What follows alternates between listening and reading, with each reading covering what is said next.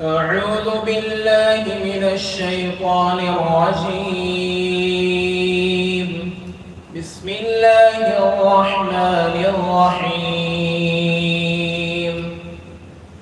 إن الذين جاءوا بالإفك عصبة منكم لا تحسبوه شرا لكم بل هو خير لكم لكل امرئ منهم ما اكتسب من الإثم والذي تولى كبره منهم له عذاب عظيم.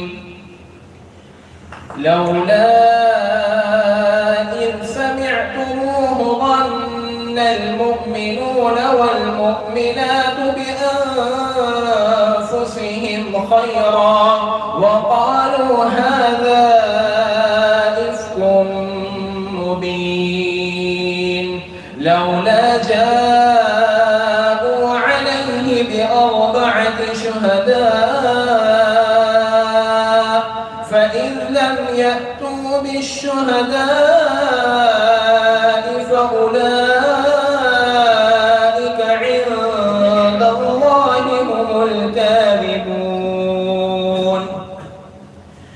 ولولا فضل الله عليكم ورحمته في الدنيا والآخرة لمسكم فيما أفضتم فيه عذاب عظيم.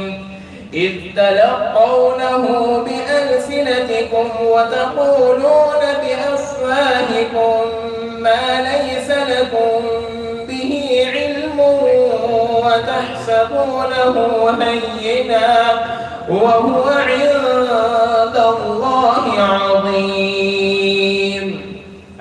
ولولا إذ سمعتموه قلتم ما يكون لنا أن نتكلم بهذا سبحانك هذا بهتان عظيم.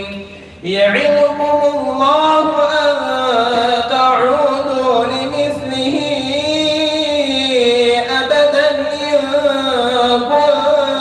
كنتم مؤمنين ويبين الله لكم الآيات والله عليم حكيم. إن الذين يحبون أن تشيع الفاحشة في الذين